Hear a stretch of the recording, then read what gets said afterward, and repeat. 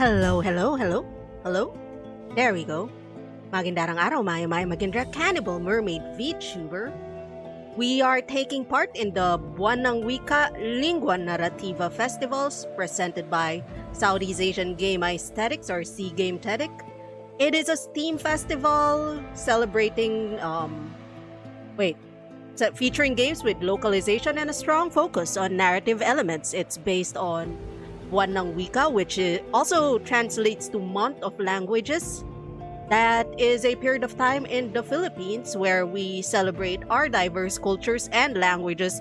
There's like 8 main languages in the Philippines, and then a fuck ton more, and then a lot of like dialects. So I don't know how many languages we have. There's a lot.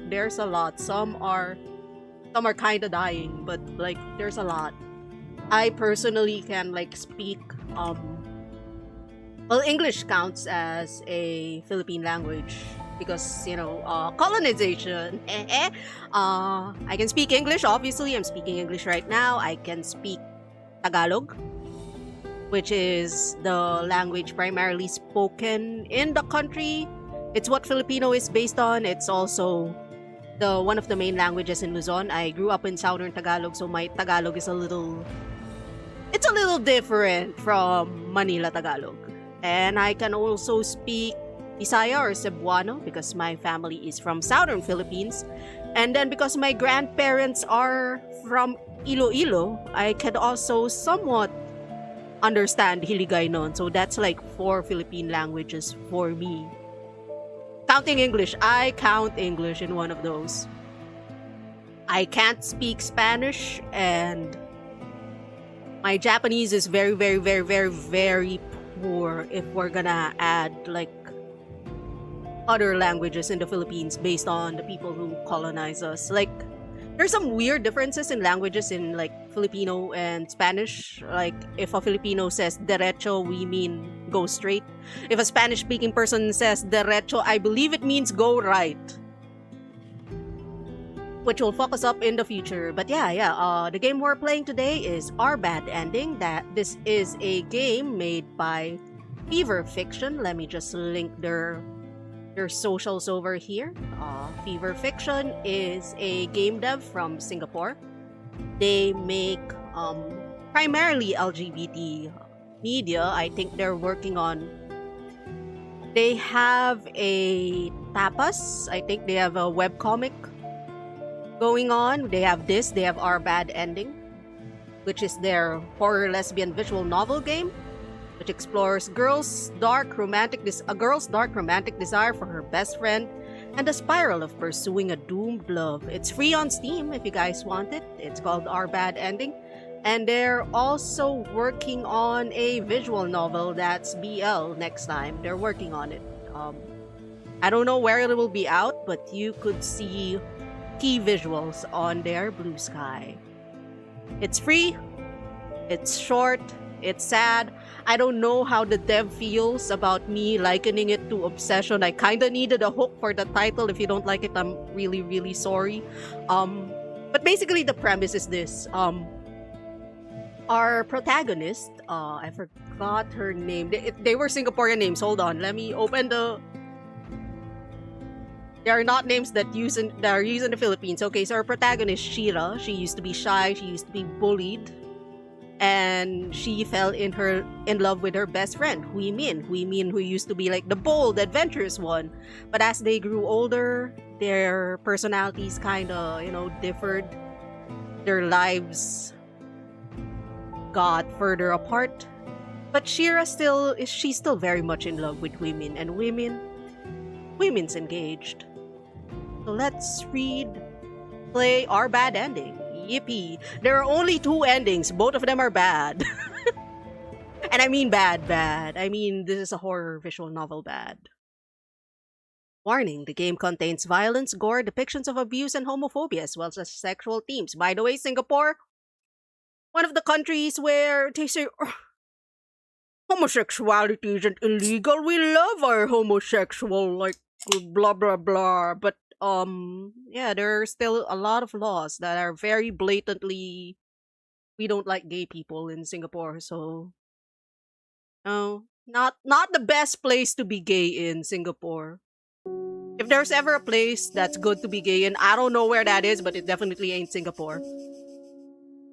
The night was sweltering, warm with a heavy humidity that sank into my clothes. I feared that reaching to put on our shoes would wake someone, so we snuck out of the camp barefoot. But I barely noticed the earth cake between my toes. Instead, I was focused on her hand, warm where it was wrapped around my own. I let her lead me along the forest at the edge of the campsite. There's something very Southeast Asian about this art style. I don't know why I can't pinpoint it. I think it's a shade of green.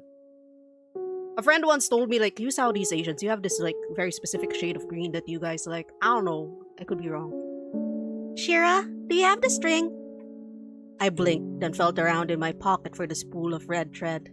I had taken it from my home economics kit before we left for the trip, along with a small pair of scissors. Yeah. We had first discovered the ritual on a blog. There had been many, ranging from confusing to downright morbid. But when we landed on this one, it felt safe enough to try. After all, we just had to tie a red string to a banana tree.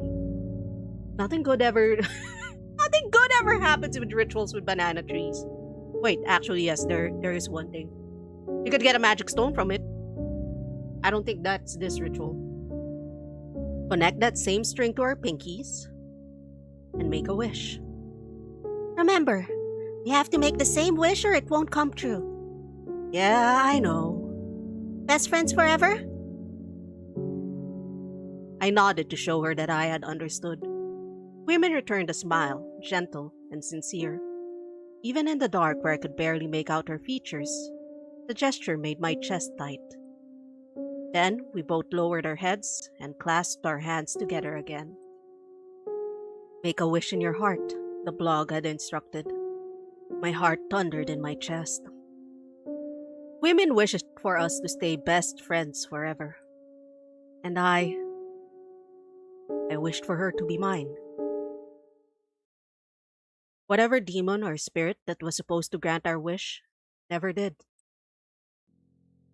More than a decade later, women and I are neither together nor best friends. At least, best friends probably see each other more in person than on Instagram. Instead, she's been seeing this guy for 5 years. Her smiling faces pressed together along with the caption teases me, "Anniversary chalet with the bay!" I can already see how it'll all go from here. Soon they'll get engaged. Then they'll apply for a BTO flat that's like a government-issued condominium in Singapore. Get married and move out together. It's the ever-popular Singaporean dream of building a nuclear family. Women had always wanted her own place, so I should be happy for her. But bitterness churns in my stomach. Her boyfriend's smile taunts me, reminding me of what I can't have with her in this stupid, heteronormative country. I could say that word, heteronormative. There we go.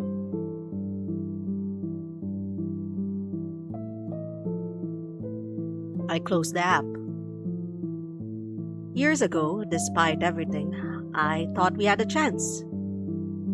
I thought that if life just meandered and turned in the right way, if we were stubborn enough and lived on our own rules, we could have our own happy ending too. Now I don't know anymore. I think of that ritual. If it had worked, would it have saved or doomed me? A tired sigh consumes me and I close my eyes. It's too much for tonight. I don't want to spiral into it again. I'm indoors, but there's sand beneath my feet. It must have followed me from the beach, stubborn as ever as I walk for miles, clinging to my soles to finally make it into my home. But this is not my home. I'm in someone else's house. There's a stench in the air, the smell of a mess that had not been cleaned up, of something left out to rot. Something resembling... Oh! Mama! It was a dream. As I shake off the grogginess, I realize my phone is ringing. It must be the middle of the night. I frown. Calls this late are never good. Min? Why would she call me? Despite the oddity of the call, my heart swells with fondness at the thought of her on the other side. Without sparing another moment, I accept the call. Shira? Shira, are you there? She sounded frantic, her voice breathless and pitched. I'm here. Min, I'm here. What's wrong? Oh my god, Shira, The line cracks, movement muffling the receiver. As I strain to hear her, I realize in horror that Min is crying. Calm down. Tell me what happened. David and I had a fight, and I pushed him by accident, and then he just... Can you come to the chalet, please? I don't know what to do. Okay, can you text me the address? I'll go now. Yes, I'll text you. You'll help me, right? Of course, we're best friends. I don't know why I said that. We haven't even acknowledged that in years. Thanks, Shira. After the call ends, I stare at the screen, letting it sink in. Something had happened between Min and her boyfriend. Something bad. My first thought was that he had hurt her, but she had just said that she pushed him. A dark, malicious thought began to take root in my head. Are things finally turning in my favor? Did a demon coiled in the trunk of that banana tree hear my wish after all? My phone pings, startling me out of my thoughts. A few texts had come from Min. The first one was a badly typed address, followed by another text that corrects a few typos while also making new ones. Finally, a third one comes in with everything laid out, corrected. This one, she says. Sorry. I fire a quick text back in to acknowledge it, then move to get change and leave the house. At this hour, the buses and trains have long stopped running. A cab is too expensive. I grab my bicycle instead. Singapore is small as fuck. You can probably bike there. I don't know. It was really small when I visited. It's smaller than the city that I live in right now. I know the chalet is about 20 minutes away by bike. It's an old establishment on East Coast Park, popular for barbecues near the beach. I've been there many years ago as a part of our secondary school class gathering. It was supposed to be a fun sleepover with everyone, which in theory was exciting but became a huge mess in execution. Eventually, Min snuck over to my house and slept over there instead. I hated the class trip, but our own sleepover felt special. That was when I stopped my thoughts there. I arrived at Min's chalet. It's dark, but I can make out the villa number beside the door. Oh, 13. Oh, that's nice. That's a normal number. That's a safe normal number, 13. It's one of the last few villas at the edge of the property, closer to the forest than the beach. I leave my bicycle by the side of the road and walk up to the door. I knock 3 times. Min? It's me, Shira. The door unlocks and Min peers out. I'm taken aback by the blood soaked into her clothes. Min? Shira! She reaches for my arm, grabbing on tightly. Her nails dig into my flesh as she trembles violently. 13's a lucky number. I know places yeah. At least here in the Philippines, buildings don't have the 13th floor. They would skip immediately to 14 because of bad luck. In some buildings that are owned by like maybe Chinese property owners, they would also skip the number 4. So 4 and 13, not really good numbers. They're bad. The lucky number is 8 because if you draw it, you start from the top and then you also end in the top. That's why it's a lucky number. I mean, just take a chug of this lemon though. It's a rainy day drink. I can trust you, right? Promise me you won't call the police. Promise me, please. The words tumble out of her, a desperate and incoherent plea. My mind is whirring. Are You hurt? Huh? I reach out with my other hand, pushing back her unkempt hair to look at her face properly. It seems like there's blood everywhere, even splattered on her face. Makes me sick, thinking any of it could be hers. The blood. Did you get hurt? Huimin finally realizes what I'm asking about. She peers down at her shirt, seeming to take in her own appearance with a fresh shock. It's not mine. Okay.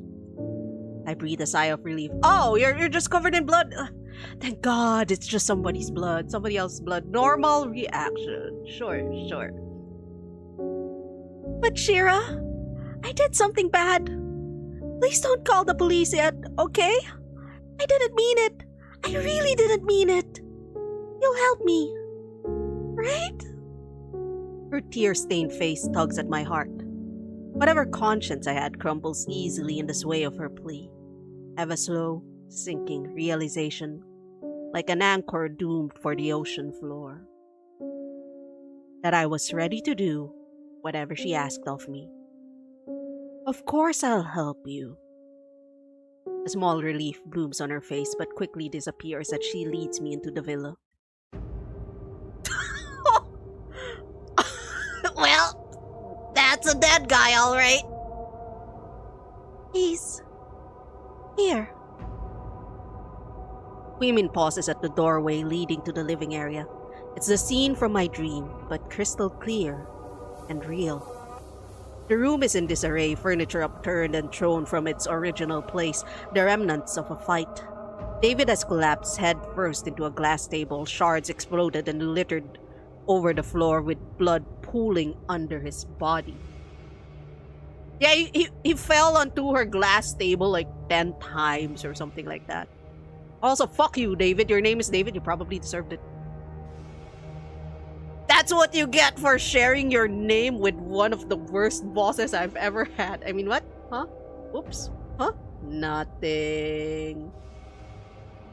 Did Huimin do this? Beside me, a loud gasp escapes her. That David was also Singaporean, by the way, so, like, totally deserved. Oh my god! Oh my god! Shira! Did I kill him? I hold my breath, heart hammering in my chest as I approach the man. The glass crunches under my shoes and blood sticks to the soles. This close, the blood stuck in his hair and skin is dark and viscous, something vile and utterly wrong.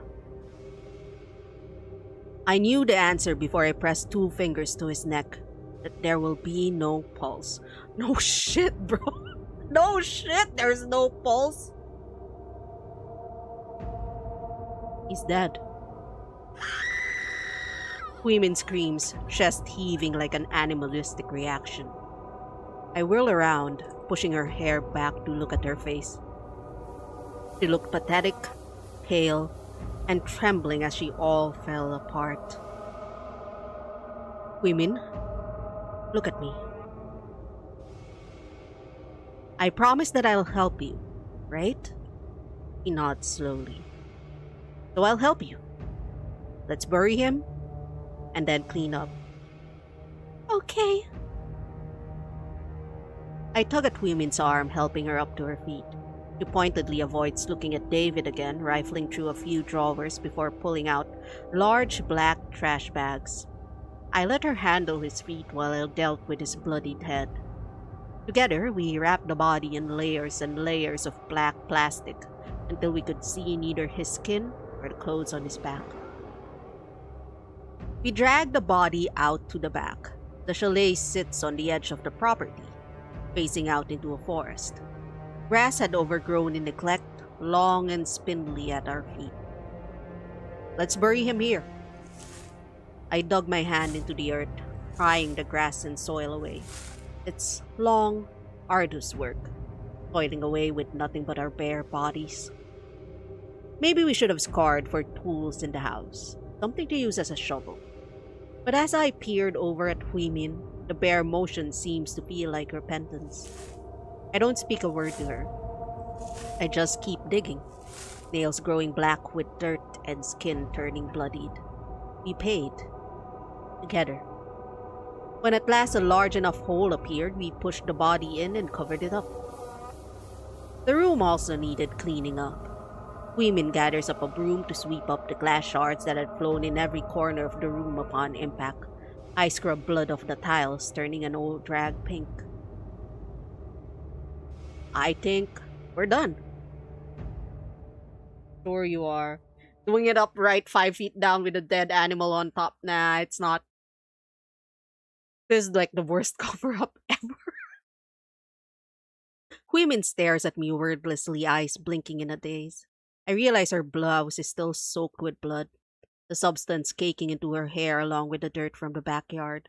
Her face is blotchy with dried tears, sweat pooling at her neck. You should take a shower. Huimin reaches out, fingers closing around my jacket. You too. I wasn't sure what she meant or what was going to happen. I wasn't sure. Up till we were shuffling in the bathroom together, shedding our clothes and stepping into the shower stall where the hot water poured down both our backs. You can go first. The phrase lingers at the tip of my tongue, always on the verge of being voiced, or I swallow it down. Something about the way Huimin had closed her fist over the lapel of my jacket, the way she tugged on my arm to lead me into the bathroom, the way she loosened my hair tie and pulled my ponytail apart. I couldn't say it. Instead, I grasped at the straws presented to me, fingers threading through her fine black hair. I'll help you wash your hair. Okay. As the soap ran down her back, I noticed purplish bruises blooming on her back. They were stark against her fair skin, big patches that seemed deliberate rather than accidental. Though as Huimin shivered, I wondered if she would want to talk about it all. What do you guys want to talk about? Do you want to talk about her very obvious bruises? Or do you want to talk about the memory? There's only 2 endings in this game. I don't know how it's solved. I'm gonna drink while I think about it. I forgot what combo I did when I first played this.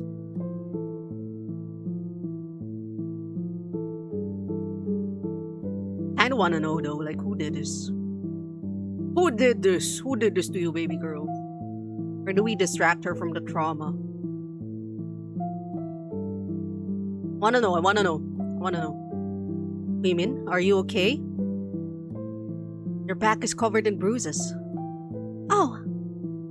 I try to be careful, stringing my words together cautiously so she doesn't close off. Is it recent? I don't know.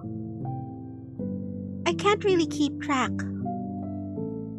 My dad gets angry all the time. It was probably something stupid like letting my wet hair drip on the floor or forgetting to arrange the plates a certain way. Who knows? I bite my lip. Huimin has a violent father. As the eldest daughter in the family, she's been raised to shoulder the responsibilities of taking care of both the household chores and her younger brother. Ah, shit, it's a brother? Yeah, that's the favorite. Oh, Huimin.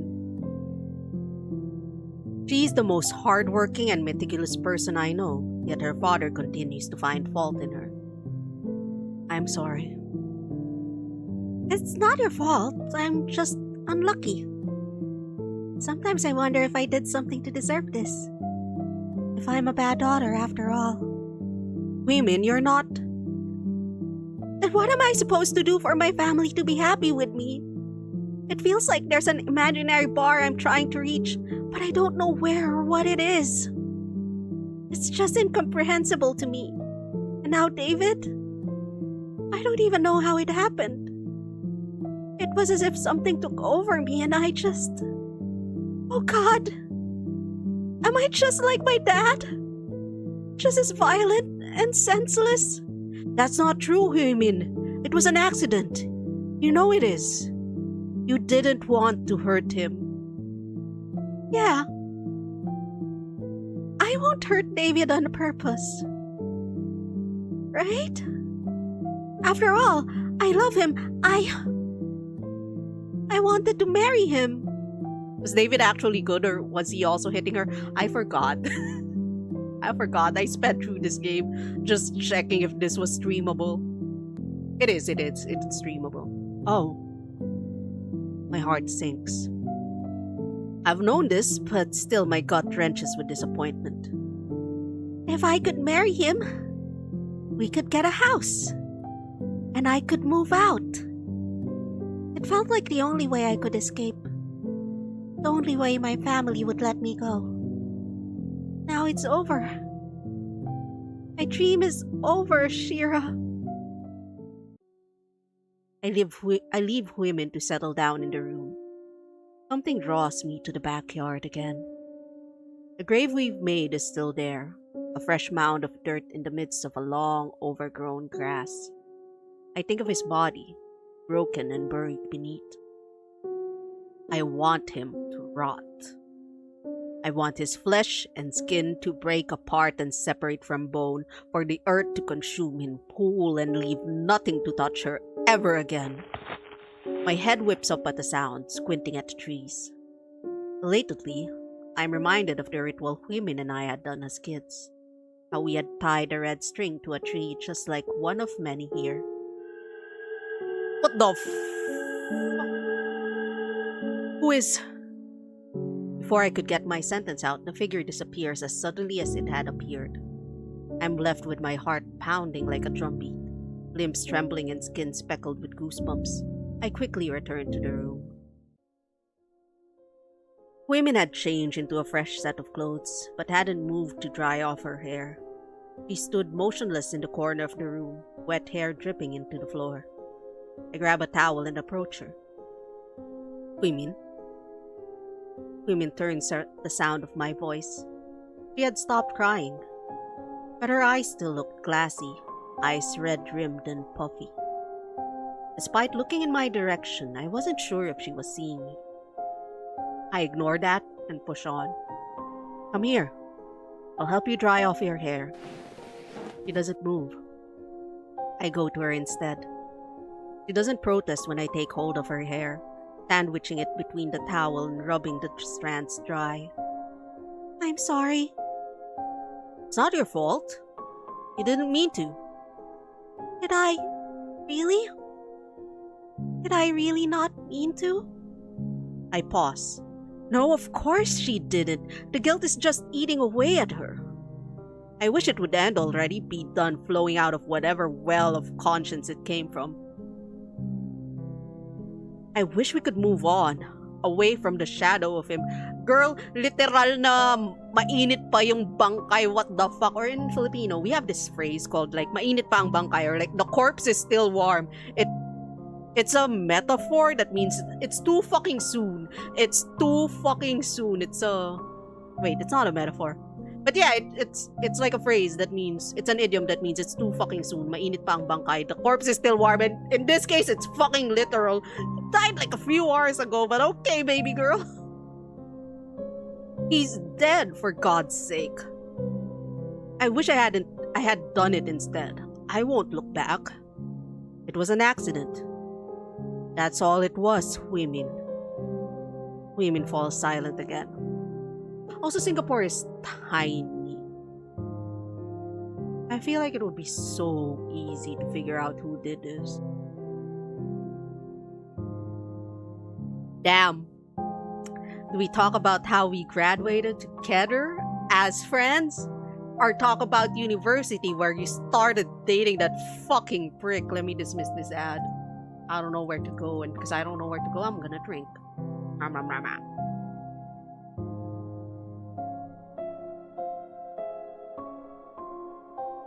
Yum yum yum yum. I should have salted this glass.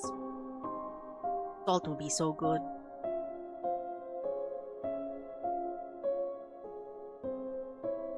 I wanna talk about that fucker.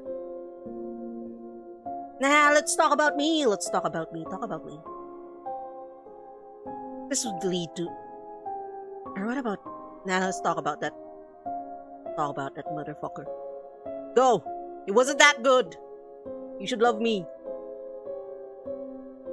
Do you remember what it was like in university? I was anxious. It was the first time we were really apart. I had a hard time, actually. I was unsure about the new environment, so I tried to keep in touch with you as much as I could. I see. When university started, both of us had to adjust to a new kind of curriculum and new classmates. I was lost without her, frantically clinging onto our friendship through text messages and calls. On the other hand, women fit in better in her class. She made friends quickly, even met him. University was where you met him, right? Yes. I met David then. David was her first proper boyfriend. She was devoted to him, almost desperately so. I hated it. I remember jealousy coiling in my gut, thinking that it's so easy for him.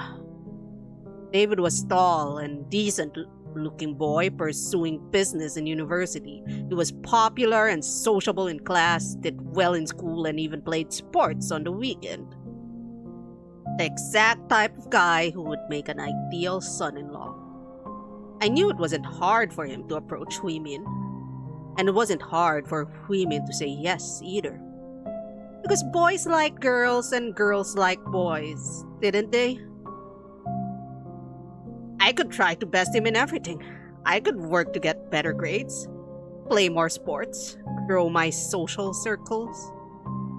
But my attempts at anything more than a platonic friendship will always be wrought with disappointment. All I could do was step back and watch it unfold. That envy claw at the hollow of my gut, hungry for what it can't have. I wanted to be happy for you. But you always wanted your meal times and weekends. You started giving so much of yourself to him. You just felt pushed aside, I guess. I'm sorry. It's fine. It's not all your fault. It's not all your fault. Oh, that phrasing. So it's partially your fault. It's not all your fault. It's not all your fault. Why do we have so end so badly? Because we are gay and Singaporean. Unfortunately, that's just how it goes.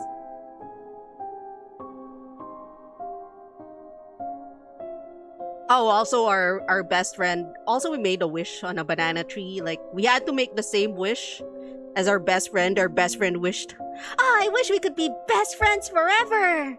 But we wished, "Man, I love my best friend. I wish she could be mine." So like, in true one wish banana tree fashion, we're getting fucked. 5 years later, we're getting fucked.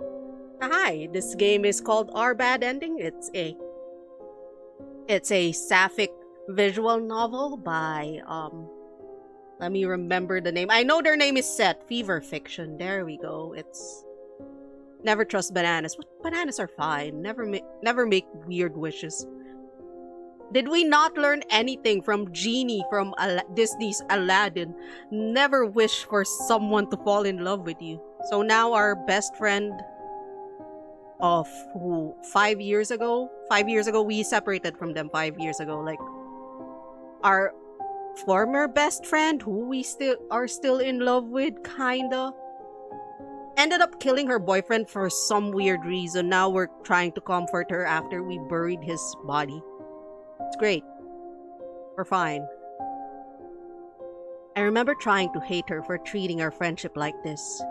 But once I had the opportunity to see her again, a smile, a hug, the sound of her melodious voice, all that bitterness was pushed under the rug. Can we fix her?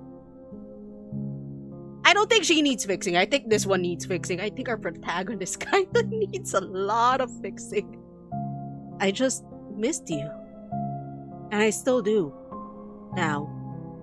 By the way, our protagonist just went like, "Man, I know your boyfriend just died," but like, in her thoughts, she went like, "Man, I know her boyfriend just died, but like, fuck that. Can we forget about him? Remember me, I'm right here. Kiss me, I'm right here." Her boyfriend buried outside this very house right now. He's just there. The body's still warm. He's just there. And I still do. Now. Sometimes I think, if only I was a boy. only I was him. Oh, how much simpler it would be. I wouldn't even need a twisted wish like this. I wouldn't even need a demon like her. I think of David, the boy we had buried under layers and layers of earth. I think of the square edge of his boyish jaw, the bob of his Adam's apple, the broad slope of his shoulders. Does women still love those parts of him? Rotting as he must be. My stomach feels so hollowed out from disappointment that it hurts. Sorry, I'm tired. I'm going to lie down. Can you turn off the light? Okay. You guys want to turn off the lights? I don't want to. I hesitate, finger hovering over the switch. The shadow lingers on my mind. Shira? I know this is a trap! This is such a trap! I don't want to see it! Oh, I'm gonna turn off the lights. Ah!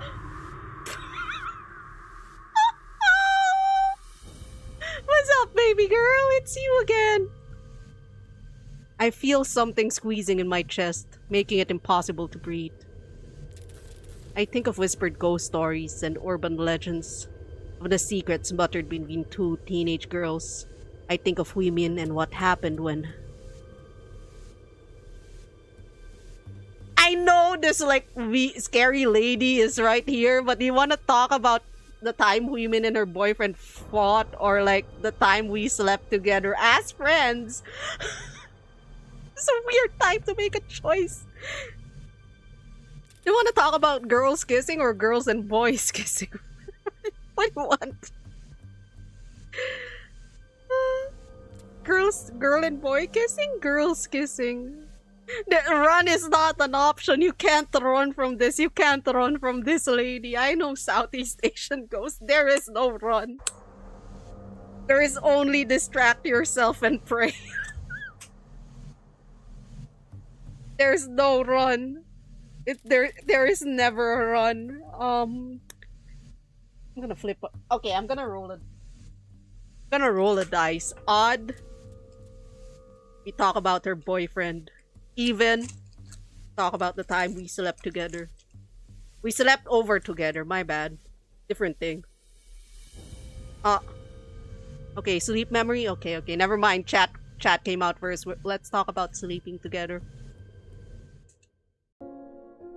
I see my bedroom in its familiar layout. Things have been shuffled around. Nostalgic trinkets scattered around the room again. Women and I are teenagers, huddled on my bed, refusing to go to sleep, even though it was well past midnight. We had ditched the class gathering earlier in that day, cycling to my place nearby to hang out instead. What do you think they're doing now?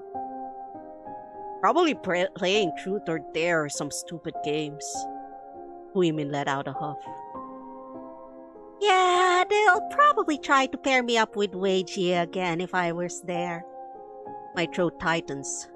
This was around the time in my life when I started to wonder if I liked girls. It was a secret I was desperate to hide. The thought of anyone finding out, especially my parents, left me deeply mortified.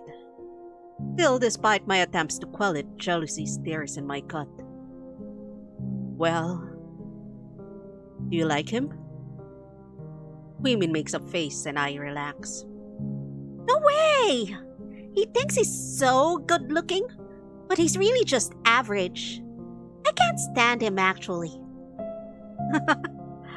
I wish I could see his reaction if you say that to his face. Huimin grins lazily, nuzzling her face into the pillow. Maybe I should surprise him for graduation. Give that inflated ego a good kick. He giggles some more. I feel dizzy with joy, gloriously relieved that we were on the same side, that Huimin doesn't like him, after all. I don't really want to sleep yet, Shira. Should we play a game too? What game? I'm starting to realize Huimin looks a lot like Epi. Anyway. I blink, shuffling closer. Hi, Crimson! Welcome! Lurkwell!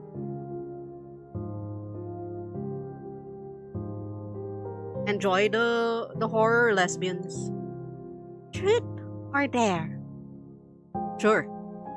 Okay, truth or dare? Truth. Have you ever had a crush on someone? Oh. I hadn't expected her to ask something like that. So cliched and embarrassing, yet drawn so confidently from her lips. What do you expect was going to be asked, girl? Like the standard question. I suppose she won't know who, even if I answered that honestly. Yeah. Women smiles. Now you ask me. Truth or dare? Truth. I am a petty, immature teenager. Her question had flustered me, so I wanted to turn the tables back on her. Have you ever kissed someone? There's a slight hint of a blush on women's cheeks, but she answered without wavering. Yeah, at one of the camps. My breath stills. I hate that I asked, even though I knew the answer would feel like a truck running me over. My stupid, sensitive heart hurt, and I wanted to cry and end the game. Now it's your turn again. Truth or dare? I stare at her, blinking slowly. Suddenly, I'm tired of honesty. My heart already feels raw, bleeding on my sleeve from just a few questions. Dare. Whatever. I dare you to kiss me. My eyes go wide. What? You haven't kissed anyone before, right? No, I haven't. But it's really nothing much, Shira. No. It really isn't nothing much. I feel like I'm going to die. Here I am, with an embarrassing crush on a girl who is going to kiss me, but she thinks it's nothing much. Women inches closer. I close my eyes, nerves keeping me frozen in place. She presses her lips onto mine, a small, chaste, barely dare kiss. I had forgotten how it felt, but I'm so immersed in this memory that it comes back to me. It's almost cruel how vivid it is. Mama, okay. In the corner of my vision, I see a shape behind the curtain. That's when I knew that this memory returning like this is her. The spirit in the banana tree, the demon I made my wish to. This is her cruel way of dangling what I want to say so badly before my eyes. Because despite women kissing me that night, it was nothing more than a meaningless act. Years later, after I grew to accept my sexuality and plucked up the courage to tell her how I felt, she rejected me. I could try to date you, but I just think that in the end, I'll probably end up with a guy. So I don't want to waste your time. She won't even give me a chance. She didn't even think we had an ending together. I get it. I really do. But as much as I've resigned to it, having this memory dragged up from the depths and made afresh once more, I just want her all over again. I see the bedroom again. I'm back at the chalet. My body still feels so prickly with phantom sensations. My chest feels tight with emotions, the weight of it so heavy that I feel nauseated, ready to bend over and throw up on the floor. Women is lying on the bed, her body turned away from me. Her shoulders are shaking as she presses her face into the pillow and cries. I'm sorry, David. I'm so sorry. Right? She's definitely obsessed. Women? I put my hand on her shoulder. Do I want to comfort her? Or do I just want her to stop saying his name? I don't know how it happened. Stop. It's already... It's already over. He's already dead. I wished for it, and I don't regret it. So stop dwelling on it and look at me. Look at me. Please. Come back. I pull away, my stomach dropping like a stone in the ocean. This must be the cruelest joke of all. I'm sure David is laughing in his grave. All this, and I'm still not enough? Deep in my gut, I feel a gnawing pain. It's familiar. Something I've known for years.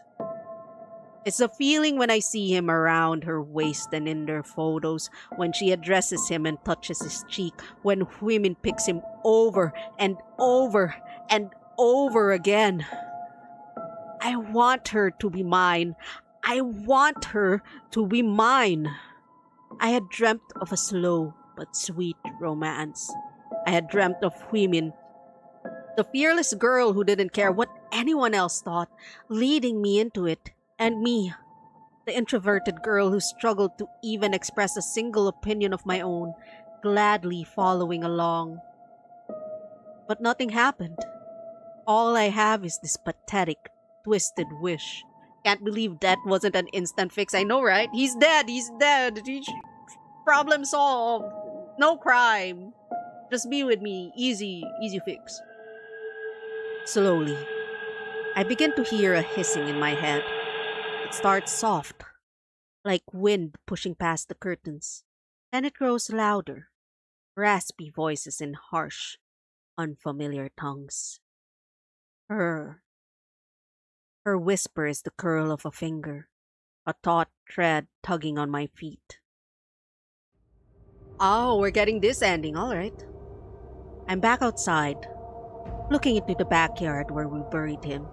A harsh breeze cuts through the forest, raising goosebumps across my skin. I stare at the mound of earth, at the grave we had dug for him. He's right there, my mind supplies. The boy I wanted to become. My gut stings, painful with all that I want, but I'm still missing. For the first time, I have a name for it. Hunger. I drop to my knees and start digging. The thoughts in my head begin to cease, replaced by the repetitive scrape of earth against my hands. Then, I hit flesh. Here he is, his boyish jaw, Adam's apple, and broad shoulders rotted away. That was fucking fast. He died like a few hours ago. So fast. And she still loves him. Even though he hurt her. Even though he... Take what you want. The voice is in a tongue I shouldn't recognize. But I know what it says. After all, it's been in my head for a while. Demon or devil, it doesn't matter. She's the one who hurt me all those years ago. She's the only one who knows how bad I've wanted this. Wear his skin, and your wish can come true too. The hollow ache in my stomach is all consuming, something that threatens to eat me up from the inside out. I reach forward, sinking my hands into flesh. It breaks easily under my fingers. Blood slicks over my fingers, smearing over my hands. I think about how I'm taking him apart. I think about how I'm breaking his boyish features, his easy charm, and whatever women love down to its elements again. And now, I can build myself anew with it.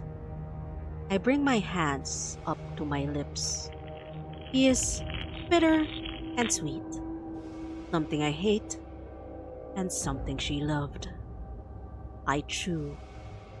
Flesh breaks against my teeth, tearing and tearing apart. Blood runs over my tongue, down my lips, and my throat. For the first time, the gnawing pit in my stomach has settled. She can love me now. I feel relieved. even though the rot in my mouth makes me want to heave. Shira?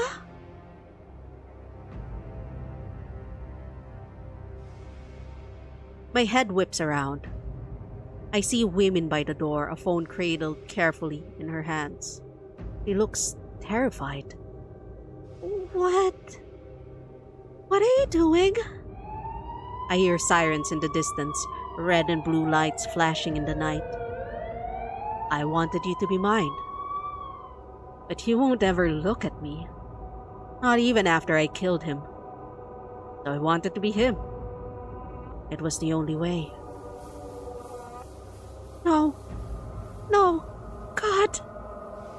It was all I ever wished for. All those years ago. The sirens are closer now. But it's okay. I have all I ever wanted now.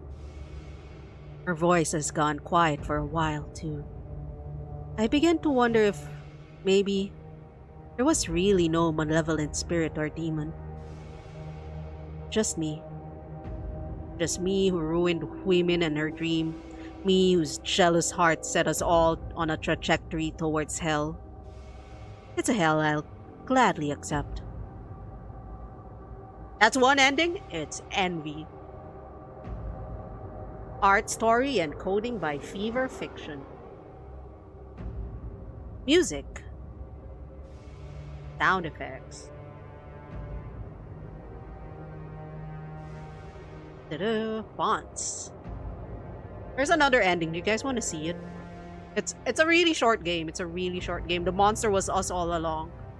I mean, kinda. We did make that like wish that fucked everything up. It's like there's another ending. I'm pretty sure.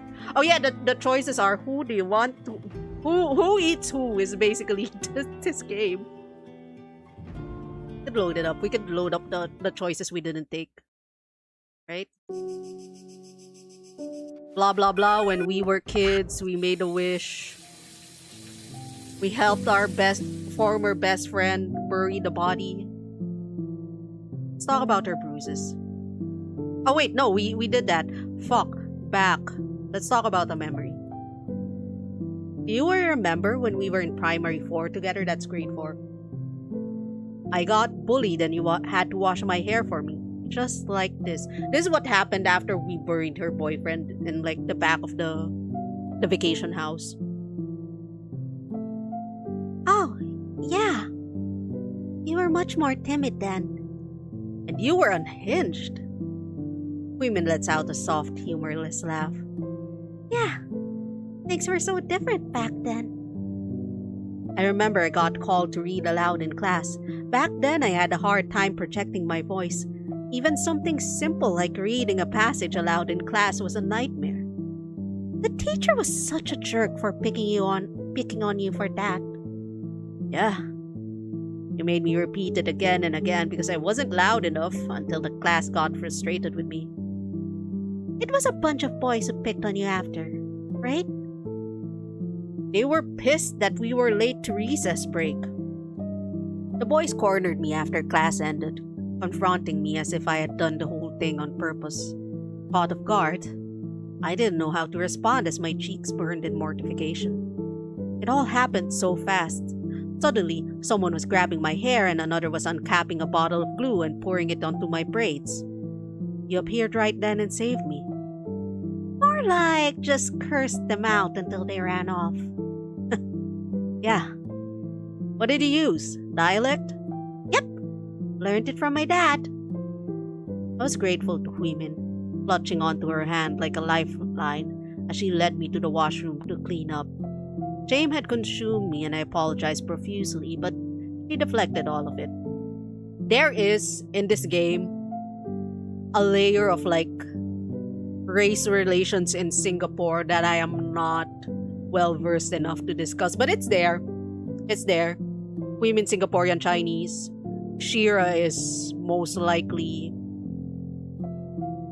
Wait, I forgot. It was in the game.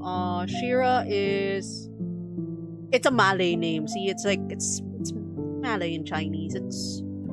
We don't know it. I don't know enough about the politics of this, but it's there. It's there. She forced me to accept her care instead. Women guided me to tilt my head back into the sink, tugging off my hair tie to release the black waves of my hair. Then she switched on the top and ran the water through my hair. I closed my eyes, thinking into the sensations. Her fingers combed through my hair, starting at the tips, carefully breaking up clumps of dried glue. She worked her way up to my scalp, tugging and untangling the strands of my hair. It was so meticulous, so gentle that my heart ached. It was such a sharp contrast to how she treated those boys. I couldn't help thinking how lucky I was to be the one best friend that she had chosen. It was the first time I felt painfully vulnerable in her presence. For someone like me, who doubted everything and struggled to keep my head up, her unwavering presence was so precious. I'm glad we could become friends. Me too. Women seemed calmer. Her shoulders have loosened up, and her eyes are closing. Running water fills the silence. I wonder if she ever gets the same fluttering, vulnerable sensation I did. If this feels as intimate for her as it did for me back then, or if it's really nothing but a favor. Thank you, Shira. It's nothing. I think your hair is clean now. No, I mean, talking about the past. It was nice. I missed it. Okay, so that's the scene that we did not choose earlier. We helped women wash her hair instead of asking her about the bruises on her back and finding out about the abuse that she felt from her dad. Okay, so we go back. Women is crying. He asks us to turn off the lights. Oh wait, we didn't talk about graduation, right? Graduation. Let's talk about graduation before she asked us to turn off the lights. Do you remember when we graduated together? Secondary school? Yeah. Oh, we are just reminding her of our past. Okay, this seems like a good way for her to remember, hey, we're friends. We're good friends. I'm not creepy. I swear. I did not make a creepy wish that cursed us all into this predicament.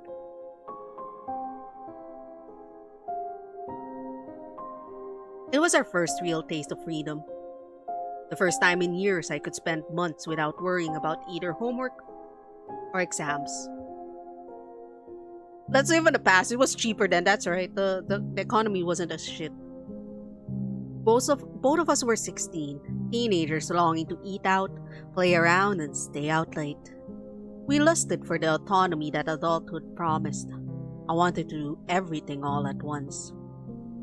It was exhilarating, especially so with women by my side. Do you remember how we would split a McDonald's meal so we could save money? Damn, I used to do that with friends. Just a huge ass fries. Or how we would walk around a full mall with bubble tea and just window shop. We were so carefree back then. We were. Even though it was mundane in hindsight, those times meant a lot to me. It was what I clung onto after Huimin and I drifted apart. Did she think back about them too? Oh, that was when I dyed my hair for the first time. We finally didn't have annoying school rules about our hair or attire, so I itched to do something with it. I made you pick out the color for me. It's the same maroon shade I have right now. When the color first came out, women said it was so pretty on me. And I had kept it since then, religiously re-dyeing the roots each time they grew out until it felt as if it was my own hair. This is a metaphor for your love for her, isn't it? This is a metaphor. Just when my love for her fades, I open Instagram, and then I remember I'm obsessed with this woman. I see. It's still the same. It's still the same color. It grew on me. God, going through our memories really feel like pressing on a bruise. A bruise shaped like a pathetic, fruitless crush. Back then, things felt almost perfect. I thought our relationship was heading in the right trajectory, that it was only a matter of time and I could get the ending I wanted. That she'll say yes instead of pushing me away. Sorry, I'm tired. I'm going to lie down. Can you turn off the light? I don't want to. I don't want to. I look away. There we go. I'm not jump scared. That's just an ugly face. It's fine. When I stare at it for too long, those are some cute eyes. That's just some cute, big anime eyes. Kawaii desu ne. Okay, I'm fine. I've deluded myself. I'm okay now. Let's talk about when Women and her boyfriend fought. He said they had a fight. I see the room before me again. Furniture in disarray and broken glass strewn over the floor. I can hear women sniffling, holding back tears. David is gritting his teeth. I thought we wanted to get engaged because you loved me. Babe, I do.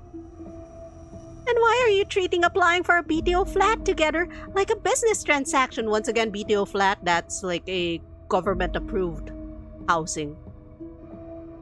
Basically, you get to live in your own house. It's supposed to be our home, not an investment. Oh, also some Singaporeans like super recently, because I not super recently. I used to work for a Singaporean publication. That's why I kind of know these things. Some people are treating like renting out houses, like buying houses, as an investment, so you can rent them out at a higher price for profit. And it's fucking up house prices in Singapore, as it is fucking up house prices in the Philippines. It's fucking up house prices everywhere. Can you guys just treat houses like a place to live that everyone has a right to, instead of like fucking investments that you can earn from? Thanks! Oh god, I hate the housing market so much. Anyway, you're being unreasonable. How could you ask me to pay for more for the down payment just because I earn a little more than you? It should be a 50-50 split. Otherwise, you're just taking advantage of me. But David, you know I have almost no savings. I pay for my family's bills and whatever expenses they suddenly throw at me.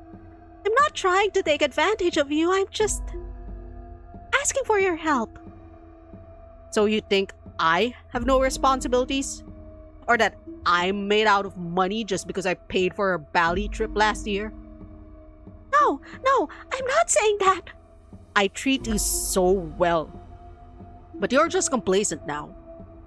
Were you planning to use me to pay for a flat just so you can move out?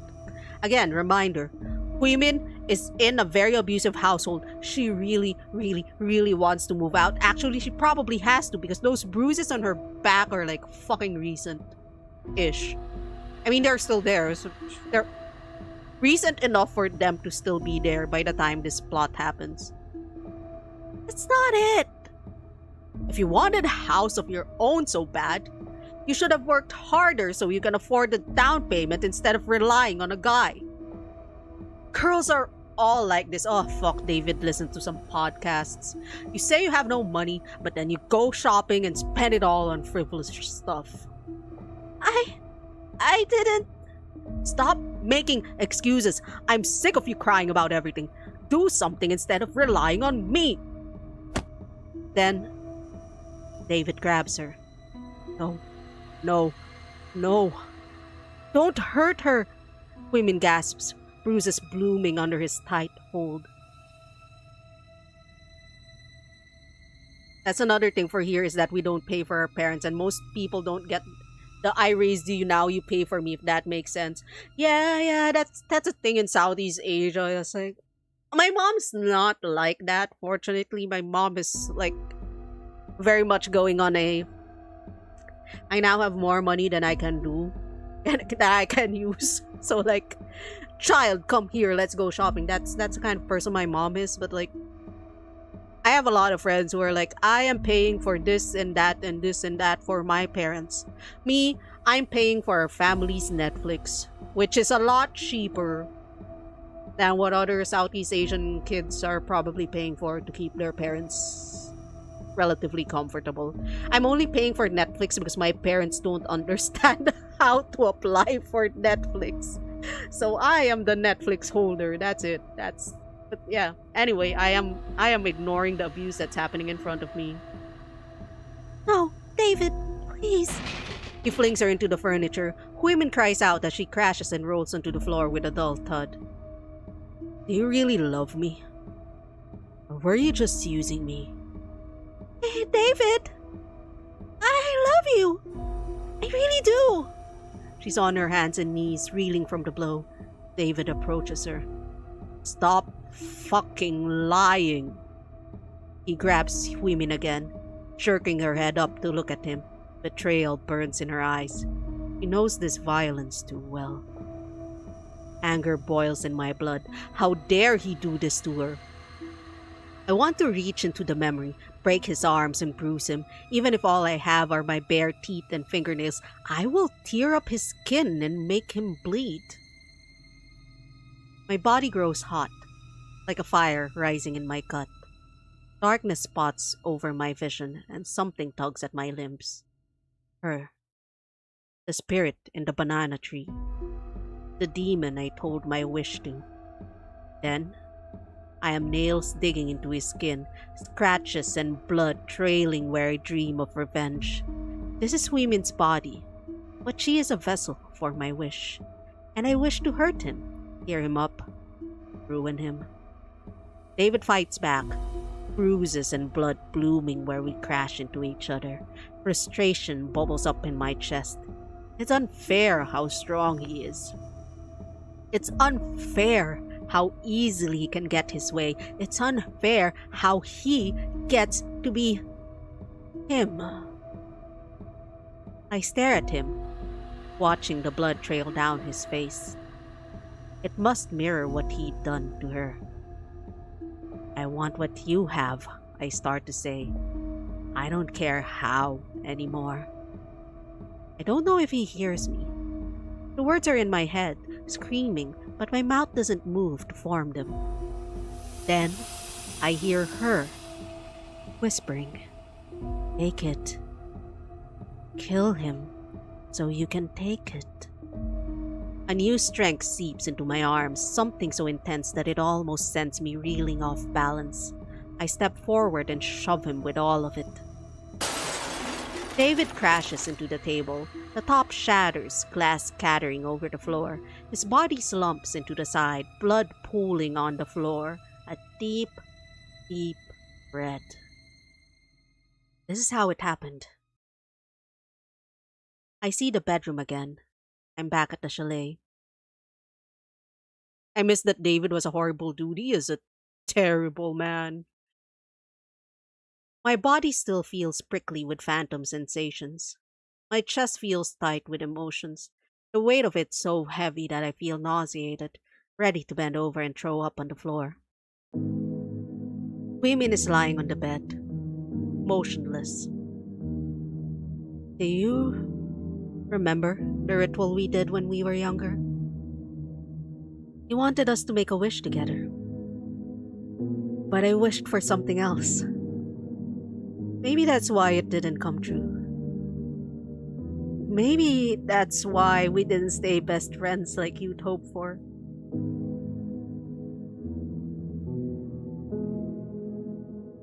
Because I don't just want to be friends. I want you. And today I know I always will. I will run to him inside without a single seed of doubt that I will lie and kill and bury for her. Even if she said not to waste my time on her, I will chase the imprint of her kiss forever. I'll feed the pieces of my dream into her, force my pleas and promises past her lips, even if I know she will always spit them back out. I know that, and I've known that for years, and still the dream doesn't die. Women opens her eyes. That's how women's eyes always looks like, right? Right. I see the shadow from the backyard, the window, the one who twists my gut in ways both nauseating and intoxicating. I see the red thread I had tied myself to her, the way she followed me through the forest, through the dark and through the years of my turbulent life.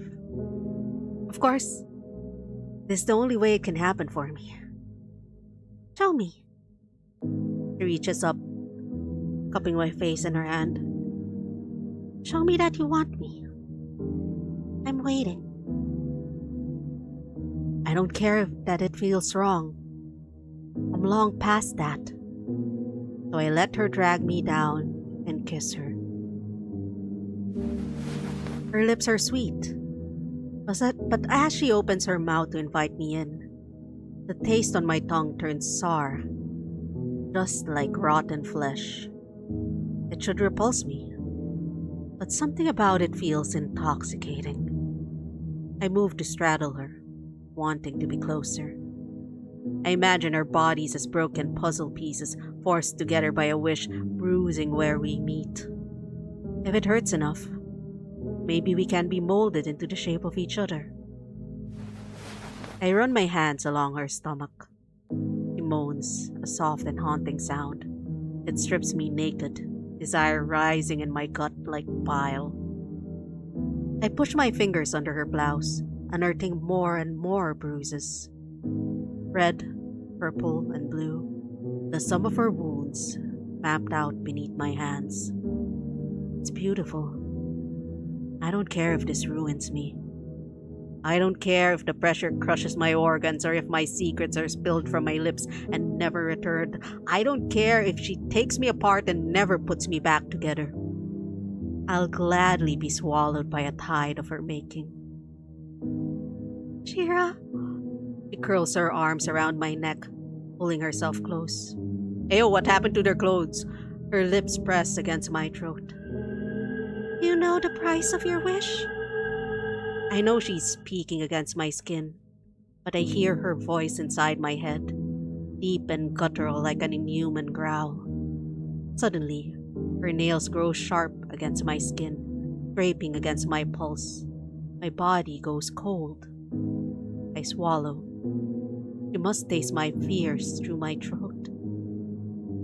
She must know that as much as I am afraid, I will not run. I feel her lips pull tight into a smile, all teeth against the jugular of my neck. It's you.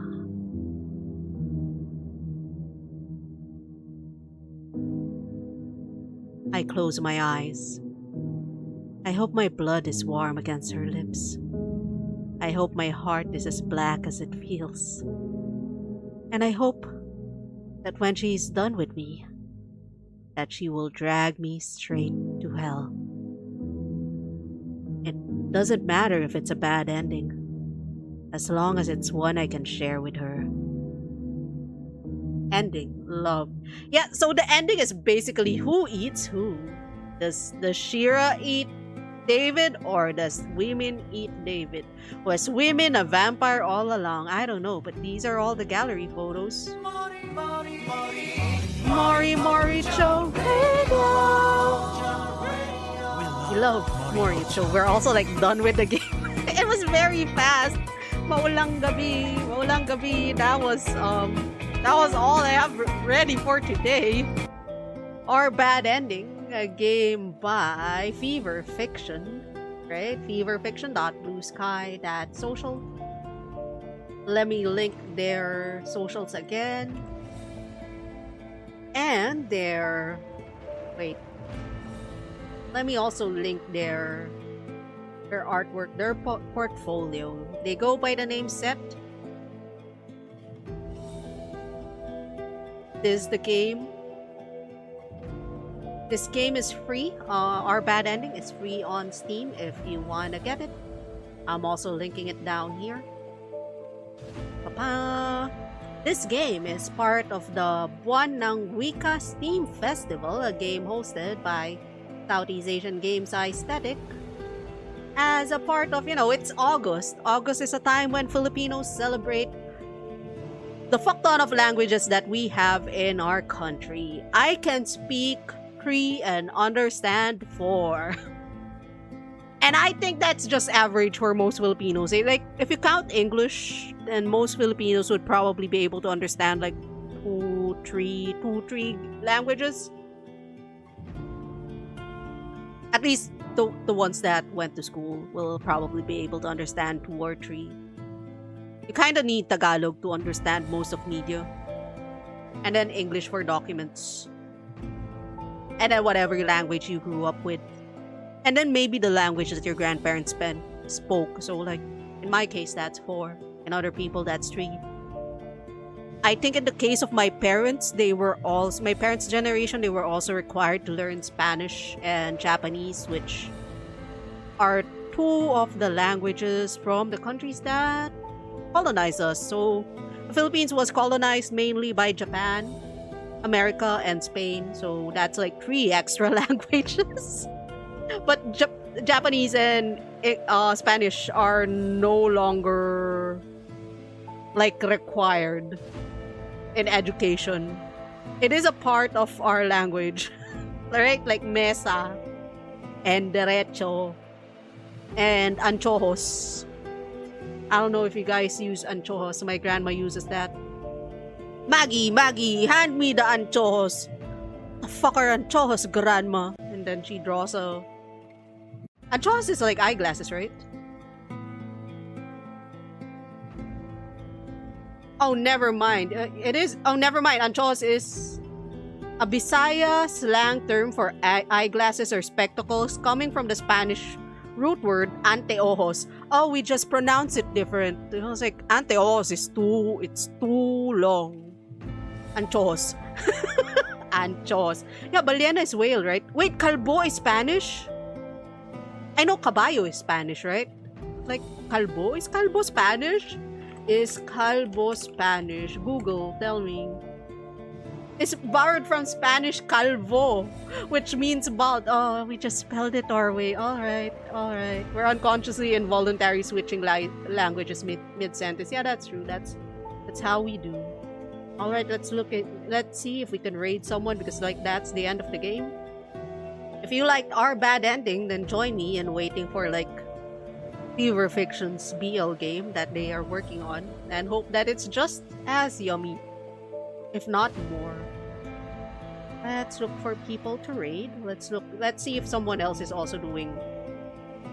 Oh my god, I'm hiccuping. I shouldn't have drank alcohol while doing the stream. I'm the only person streaming for like Wanang Wika Fest right now. Alright. Let's raid someone else then. I watched a reel just earlier to justify Stanglish is just some Tagalog words that are longer than their English counterparts, so we choose the English one instead. Actually, I used to be a Taglish hater. Now I'm like, Taglish is just so much fucking easier. Just so much easier. Let's raid Aries Lefair. They are playing Reverse 1999. Aries is... Oh wait, this is Sunhaven now. What the fuck? This is a different game. Aries is a... I wanna say... Aries is a Malaysian VTuber. I first interacted with her from playing Marvel Rivals. Every once in a while, I'd be playing Rivals, and then I just see Aries there. It's like, what the fuck? We are in different teams again. So like, let's raid Aries. This is a raid message. And I will see you on Thursday. We will be playing an Indonesian game. Still horror. Still horror, because why not? As a part of the Buwan ng Wika Lingua Narrativa Festival, hosted by Southeast Asian Game Aesthetic. And I'll see you next time. Maya muli. Paalam, this Steam is not letting me raid. Hold on, Steam. Let me press raid. Fuck, Steam. Let me press raid. I mean, Steam, Twitch. Let me press raid. Twitch, please. Okay, there we go. Bye-bye. Bye, guys. Bye, chat. Thank you for joining me. It was a pretty short game.